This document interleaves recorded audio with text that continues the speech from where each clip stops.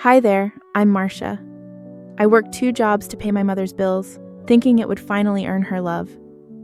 But instead, she called me a failure. As if every sleepless night and missed meal meant nothing at all. And that was just the beginning. Before they turned the whole family against me, stole what little I had left. How does a family betray their own like that? What time are you listening to this, and where are you watching from? Drop a comment below, I'd love to hear. Also, has anyone you trusted ever turned their back on you when you needed them the most? Let's talk about it. The sound of my alarm was the only thing that broke the darkness each morning. I would sit up in the narrow bed, rub the sleep from my eyes, and brace myself for another 14-hour stretch between the nursing home and the diner. Spring Hollow was still cold in early March, a stubborn winter refusing to leave, and I could feel it in the way the frost clung to the windows of our tired little house. Every day blurred into the next. Mornings were for the elderly residents who mistook me for a daughter they once had. Nights were for refilling coffee cups and listening to the same song spinning from the jukebox. Between shifts, I barely existed. Just a figure moving between obligation and exhaustion. I told myself it was temporary. I told myself it was what family did. The evening I came home to the family dinner, I was running on fumes. There was no welcome back, only the clatter of plates being set down on the chipped oak table. Evelyn sat hunched in her seat, smiling vacantly. Victor muttered something about the weather, lost in his memories. Delilah, my mother, floated around the kitchen with the self-importance of a queen preparing for a royal banquet. I slid into my usual seat without a word. As we passed bowls of overcooked vegetables and dry roast, the conversation shifted, subtly at first, until it became clear I was the target. "Must be nice," Delilah said, a bright smile plastered across her face. "To work all the time and still have nothing to show for it." A few chuckles rippled around the table, none louder than her own. My fork hovered midair. I felt the blood rush to my face but forced a tight smile, pushing peas around my plate. It wasn't new, this needling, this quiet dismissal of everything I broke myself to maintain. But tonight, after everything, it settled heavier in my chest than usual. As the plates emptied, I slipped into autopilot, stacking dishes, wiping crumbs. I stayed silent as voices rose and fell in another room, talk of weekend plans and the weather warming up. The weight of unspoken resentment made my hands clumsy. While gathering the last cups, I heard Delilah's voice, low and sharp, cutting through the noise like a blade. "She's lucky we let her stay here," she told Gloria, my aunt. "Otherwise, who knows where she'd be, probably homeless." My hands froze around a glass. The room seemed to tilt slightly. No one said my name, but it hung there between syllables, a ghost. I placed the glass carefully on the counter, each movement deliberate to stop my trembling fingers. I swallowed the stone forming in my throat. My heart pounded in my ears louder than their laughter. Something inside me shifted. Not a crack or a break, but a slow, deep movement, like the earth itself finally fed up with pretending it wasn't exhausted. Something had to change, or I would not survive this. The envelope was thin, almost apologetic, buried between discount flyers and a past-due utility bill. I didn't think much of it until I saw the return address stamped neatly in blue ink, South Hollow Credit Union. I slid it open with the dull side of a butter knife. The letter inside was short, polite, and devastating. "Dear Miss Tate, we would like to thank you for choosing us for your recent personal loan." I read it twice, 3 times. A personal loan? My hands went cold, the edges of the paper slicing into my skin as I gripped it tighter. I hadn't opened any new accounts. I hadn't even thought about taking a loan. Every extra penny I earned was hoarded, carefully guarded, squeezed into the cracks left by years of quiet emergencies. At first, I thought maybe it was a mistake, a typo, a wrong name.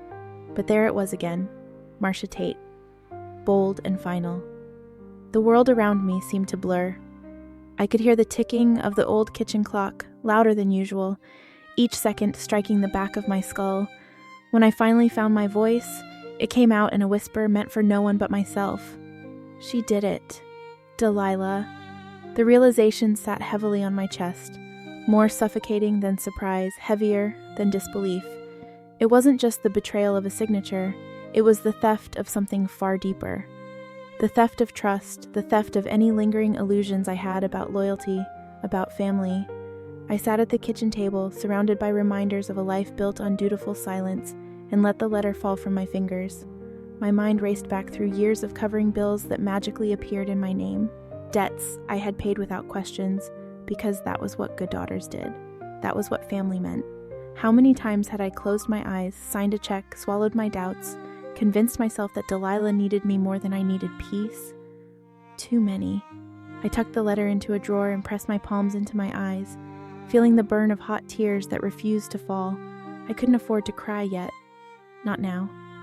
Later that evening, I found Delilah lounging on the porch, a glass of sweet tea sweating in her hand.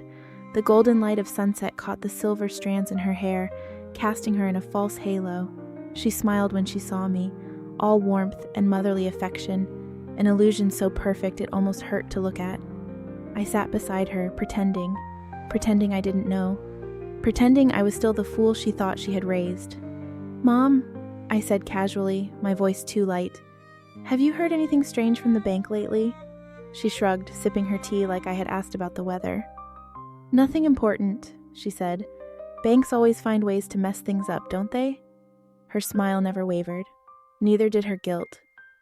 It was clear she had none.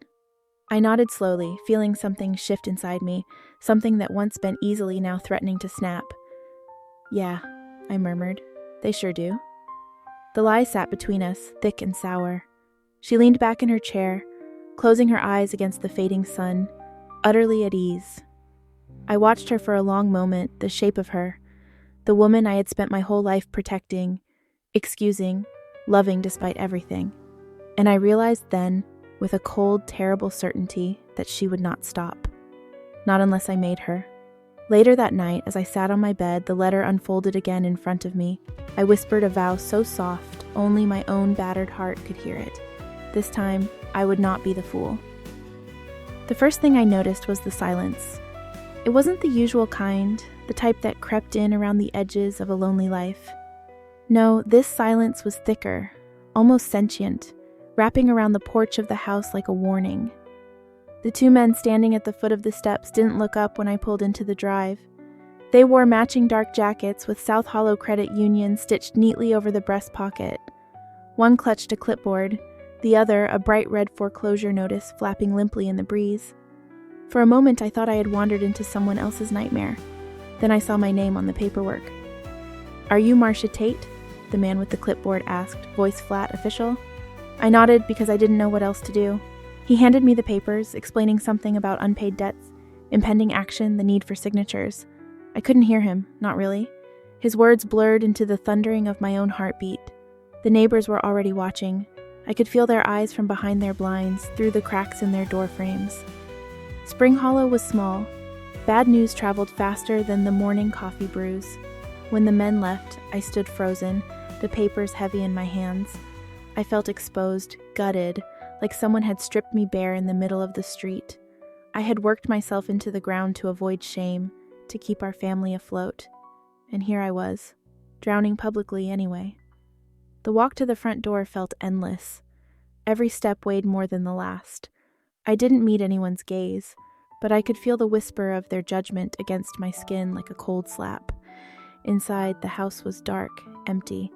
The ticking clock mocked me from its place on the wall, counting down the seconds of my humiliation. I sat at the kitchen table, spreading the foreclosure documents out before me like a deck of cursed cards. I tried calling the bank, but the answers were rehearsed, robotic. There was nothing they could do. There was no one else responsible. The debt was mine, at least on paper. The walls seemed closer than they had that morning, the ceiling lower, the air thicker. I pressed my hands flat against the table, trying to anchor myself to something, anything, as the realization sank its teeth into my spine. Silence and sacrifice had led me here. Trust and loyalty had been weapons turned against me. I had given and given until there was nothing left, and all it had earned me was a seat at a table full of strangers who shared my blood, but none of my pain. The phone slipped from my hand and clattered to the floor. I didn't pick it up. Instead, I rose and moved to the small desk tucked against the living room wall. I pulled a scrap of paper from the drawer, found a pen, and wrote 2 words in large, shaky letters: "No more." I taped it above the desk where I could see it every day, a vow stitched together from humiliation and something fiercer growing beneath it. No more silence, no more pretending, no more swallowing the shards of my own dignity. I didn't know what would come next. I didn't have a plan, but for the first time in a long time, I knew one thing for certain. I wasn't going to let them break me. The scent of overcooked ham and stale perfume hit me as soon as I stepped through the door. The house was crowded, a sea of familiar faces I barely recognized anymore, each one carrying a plate, a drink, a story to tell. Laughter floated through the air like smoke, thick and cloying. I hadn't wanted to come. Evelyn had insisted. Gloria had called twice. "Just make an appearance," they said. "It'll be good for everyone to see you. Good for them, maybe." Delilah spotted me before I could think about escaping. Her arms opened wide in a mockery of affection, her voice rising above the chatter. "Look who's here," she called out, drawing eyes, smiles, whispers. I nodded stiffly, slipping into the corner of the living room, hoping to disappear into the wallpaper. It didn't work. As the room buzzed and shifted, Delilah took center stage, basking in the attention like a cat in a sunbeam. Someone asked how I was doing, whether work was going well. Before I could answer, Delilah chuckled. "Still slaving away, bless her heart," she said, voice syrupy sweet. "But you know, some people just plateau, can't all be soaring stars." The room laughed politely. Some didn't even pretend to be polite. I stared at the carpet, tracing the worn patterns with my eyes, my chest tightening until I could barely breathe. I was invisible when they needed to be proud, but right here, right now, I was their entertainment. The noise around me faded into a low hum. I saw mouths moving, hands gesturing, bodies shifting, but it all blurred into static. I was alone, truly alone, surrounded by people who shared my blood but not my heart. I thought of every late night, every double shift, every piece of myself I had handed over without asking anything in return, and here I was, a footnote to my own life story. I excused myself to the kitchen, needing air, space, something. April, my cousin, cornered me by the fridge, her eyes bright with gossip. "Have you seen it?" she giggled. "Seen what?" I asked, wary. She pulled out her phone and with a few taps showed me a clip from the family group chat. Delilah at the last gathering, mimicking my tired walk, my sad little stories about work, everyone laughing, everyone chiming in with their own impressions. I handed the phone back without a word. My hands were steady, my heart was not. Something cracked then, not loudly, not dramatically, but the way ice splits beneath your feet without warning. I walked outside, the cool night air biting at my skin. The sky was a deep, endless black, dotted with indifferent stars. I didn't cry. I refused to cry for people who had never seen me clearly in the first place. Standing there, staring down the dark stretch of road ahead, I whispered into the night, "I am not what they say," and for the first time, I believed it. I thought the worst was behind me after the humiliation at the family gathering. But pain has a way of reinventing itself when you least expect it. It started quietly, almost like background noise you only notice when the house grows too still. Evelyn had another coughing fit the morning after the party. It wasn't new. Her health had been fragile for years, but this time Delilah seized it like a weapon.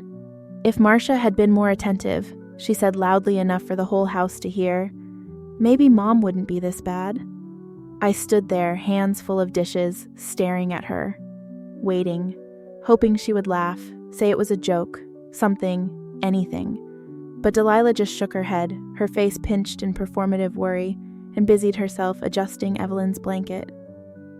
The guilt slid in before I could defend myself, slick and heavy, wrapping around my ribs. I wanted to argue. I wanted to shout that I had been the one taking Evelyn to her endless doctor's appointments, the one who skipped meals to afford her medications. But the words died in my throat, strangled by the years of training that told me speaking up was selfish, ungrateful. Maybe I had failed. Maybe I should have done more. The thoughts crept in quietly, slipping between my defenses like water through cracks.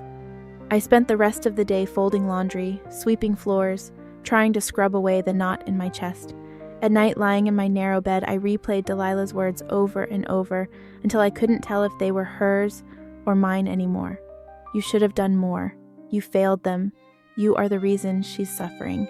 The next morning, I overheard it again, but not from my mother this time, from the neighbors, Mrs. Holloway and Mr. Green, chatting over the fence like they always did. Only now I was their topic. "Such a shame," Mrs. Holloway clucked. "You'd think Marcia would take better care of her own grandmother." I didn't stop to hear the rest. I closed the window quietly, my hands trembling. It wasn't just inside the house anymore. The walls I had relied on for shelter were now echo chambers, broadcasting my failures to anyone who cared to listen. Whether I had failed or not no longer mattered. The story had already been written, the blame assigned. For the first time in a long time, I didn't feel sadness. I felt anger. Not loud, not explosive, just a quiet simmering rage that heated my blood and steadied my hands. That night, while Delilah and Evelyn watched TV, I sat at the kitchen table with a notebook. I wrote down everything I could remember. Dates, times, receipts, conversations, payments made in cash because Delilah didn't trust banks. It wasn't about loyalty anymore. It wasn't about protecting them. It was about protecting myself. The pen scratched against the paper, a soft rebellion in the silence of the house. For every lie they spun, I would have a record. For every betrayal, a line of ink. I wasn't naive enough to think it would fix anything, but it was a beginning, and beginnings, no matter how small, were stronger than endings built on silence. The envelope was thicker this time, heavier somehow. It sat on the kitchen counter like a brick, daring me to open it. I stood there for a long time, the hum of the old refrigerator filling the silence around me. Inside was a notification from the county property office. Confirmation of property transfer, it read in bold letters. Effective immediately. I blinked, rereading the words over and over as if they would rearrange themselves into something less horrifying. But there it was, official, legal, final. The house that had once belonged to my grandparents, the only place that had ever felt like a foundation under my feet, was no longer ours. Sold. Without my knowledge, without my consent. I gripped the edge of the counter to steady myself, feeling the floor tilt under me. Betrayal didn't come with a warning, it didn't shout. It whispered through cracks you hadn't noticed until the whole damn structure collapsed. I called the number listed at the bottom of the notice. The woman who answered was polite but firm. "Yes, ma'am," she confirmed. "Both parties signed the transfer paperwork." "But I didn't," I started, but the words caught. "There's a statement here," she interrupted gently, "that you agreed verbally. It's all notarized." I hung up without saying goodbye. I found Delilah sitting on the back porch, sipping lemonade like she had every right to enjoy the sunshine. I stood there watching her, wondering how many moments like this she had stolen while I wasn't looking. "Mom," I said, voice shaking with fury I could barely contain. "You sold the house." She looked up, blinking lazily as if I had mentioned we were out of milk. "Oh, that old place," she said with a shrug. "It was just sitting there, wasting taxes. You didn't really want it, did you?" I stared at her, mouth open, heart pounding. "You forged my agreement," I said. "You signed my future away." Delilah smiled, sweet and unbothered. "Don't be so dramatic, Marcia. You're always so sensitive. It's not like you were doing anything with it." It was then I realized there would be no apology, no shame, no recognition of the devastation she had caused, only indifference. I turned away before she could see my tears. Later that night, I sat on my bed staring at the peeling wallpaper, the small cracks in the ceiling, the chipped edges of a mirror I no longer recognized myself in. That house had been more than a structure. It had been a promise, a place to rebuild, to remember, to belong. Now it was gone, along with whatever pieces of family loyalty I had still clung to, like a fool. The next morning, I drove out to the property, even though I knew there would be nothing left. I parked across the street and stared at the empty lot where the house had once stood. It wasn't just the house that was missing. It was every version of myself that had ever believed love meant sacrifice, that loyalty meant survival, that family meant protection. The wind was sharp against my face, pulling at my jacket, pushing me forward. I planted my feet into the dirt, clenched my fists until my nails bit into my palms, and whispered to the hollow space in front of me. If they want war, they'll get it. The cold shoulder wasn't immediate. It crept in like a draft through a cracked window, unnoticed at first until it made the whole room feel colder. I felt it at the grocery store when Gloria barely nodded at me over the produce bins. I felt it at the pharmacy when April pretended not to see me, engrossed in some fake conversation on her phone. I felt it in the empty spaces at the dinner table, the awkward silences that buzzed louder than any insult. I had always known Delilah was good at spinning stories. I hadn't realized how eager everyone was to believe them. She's difficult. I overheard my uncle whisper once when he thought I was out of earshot, always playing the victim. It didn't matter that I had been the one holding the family together with calloused hands and sleepless nights. In their eyes, I was the troublemaker now, the ingrate, the outsider. There's a unique kind of loneliness that comes from being surrounded by people who once loved you or said they did, and knowing they would turn away without hesitation if someone else told them to.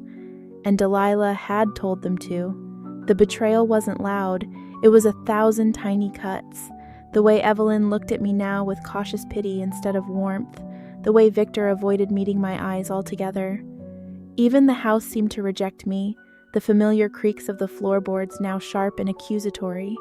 I tried to tell myself it didn't matter, that I didn't need them, that loyalty built on lies wasn't loyalty worth mourning. But grief isn't logical. It doesn't ask for permission. It blooms in the empty spaces and refuses to be ignored.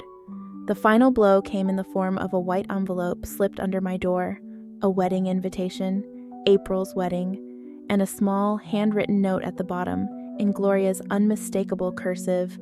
"We think it's best if you don't attend. It would cause unnecessary tension." No explanation. No apology. Just a polite dismissal from a life I had once given everything to support. I sat on the edge of my bed, the invitation trembling in my hands, and let the rage wash over me. Not the hot, explosive kind, the cold, clean kind that sharpens everything into focus. They had made their choice, and now I would make mine.